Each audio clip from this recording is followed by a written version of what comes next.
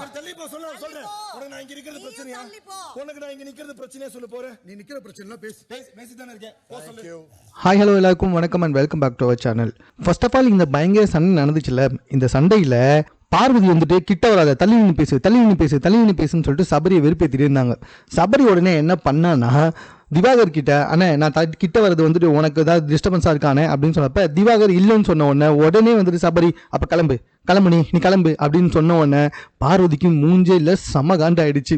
இன்னொரு பக்கம் பிரவீன் வந்துட்டு நீ முதல்ல சபரியை டச் பண்ணி பேசாத, நீ தள்ளிப்போ அப்படின்னு சொன்ன உடனே பார்வதிக்கு அங்கே என்ன பண்ணுறதுனே தெரியல. இது முதல் பாயிண்ட்டு. ரெண்டாவது பாயிண்ட்டை நான் இன்னும் கொஞ்சம் டீட்டெயிலாக உங்களுக்கு எக்ஸ்பிளைன் பண்ணுறேன். ஸோ திவாகருக்கும் கனிக்கும் முதல்ல ஒரு ப்ராப்ளம் நடந்துச்சு. திவாகரை பார்த்து கனி என்ன சொன்னாங்கன்னா, நீ சட்டை போடாமல் இருக்கிறது எங்களுக்கு அநாகரிகமாக இருக்குது அப்படின்னு சொன்னாங்க.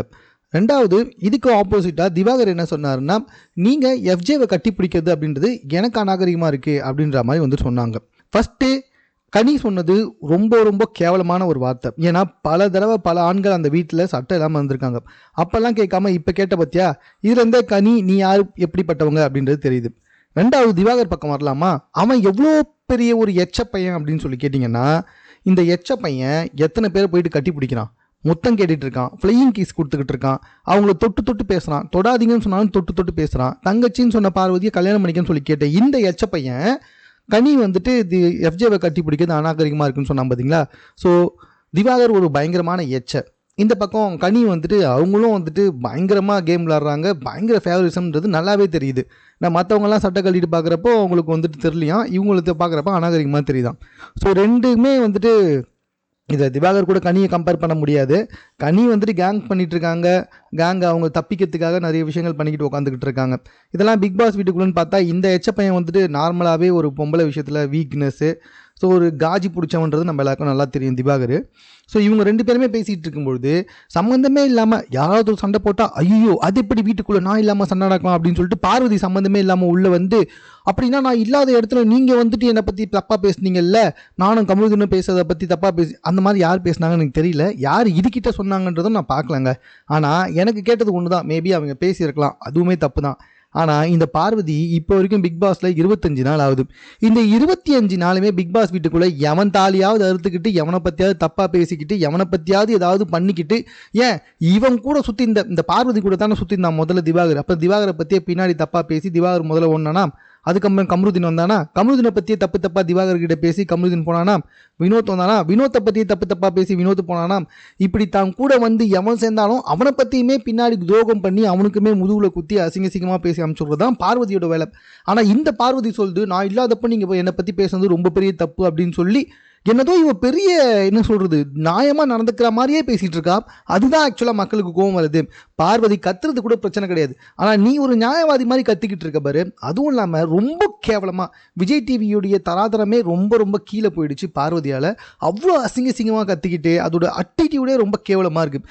இது எப்படி போயிடும் அப்படின்னு சொல்லி பார்த்தீங்கன்னா, இந்த மாதிரி வந்துட்டு நடந்துக்கிட்டால் நமக்கு நிறைய சப்போர்ட் வரலாம், நிறைய பேர் சப்போர்ட் பண்ணுவாங்க, இல்லை ஏதாவது போட்டியில் ஜெயிச்சிடலாம் அப்படின்னு சொல்லிட்டு மற்றவர்களுக்கு வந்துட்டு இது ஒரு தப்பாக போயிடும். அவள் கேம்லாம் இல்லை, கண்டென்ட்லாம் இது கிடையவே கிடையாது ஃபர்ஸ்ட் ஆஃப் ஆல். ஏன்னா பிக் பாஸே சொன்னார் அது அவங்களுடைய வாழ்வியல். பார்வதி இப்படி தான் வாழ்கிறா, வெளியவும் இவ்வளோ கேவலமாக இவ்வளோ அசிங்கமாக தான் வாழ்ந்தா. இது நம்ம சர்வைவல்லையும் பார்த்தோம், இப்படி தான் அசிங்கமாக பண்ணிட்டு இருந்தான்.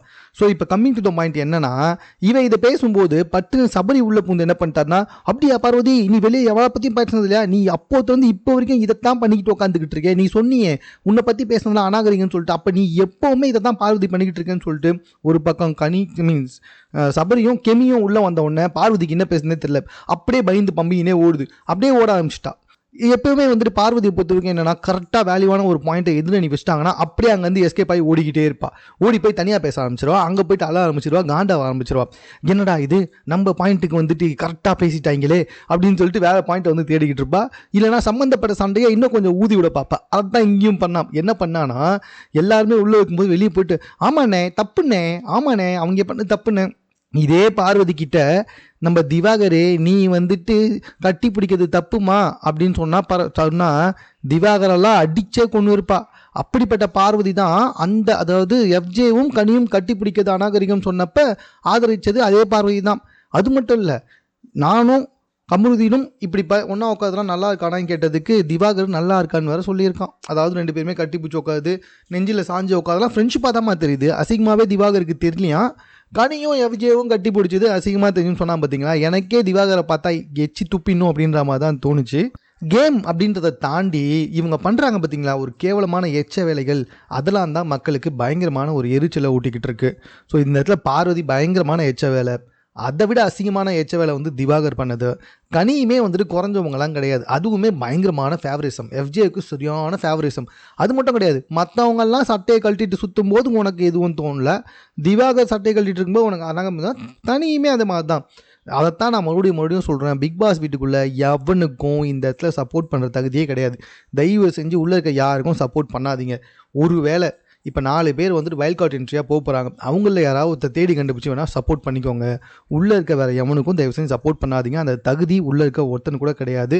எஸ்பெஷலி இந்த பார்வதி திவாகர் இவங்க 2 பேருமே தயவு செஞ்சு 1% கூட சப்போர்ட் பண்ணிடாதீங்க. ஸோ மேலும் இது போன்ற செய்திகளை உடனுக்குடன் தெரிந்து கொள்வதற்கு நம்ம சென்னை சேனலை சப்ஸ்கிரைப் பண்ணுங்கள். இது குறித்த உங்களுடைய கருத்துக்கள் எதுவாக இருந்தாலும் கமெண்ட்டில் நீங்கள் பதிவு செய்யலாம்.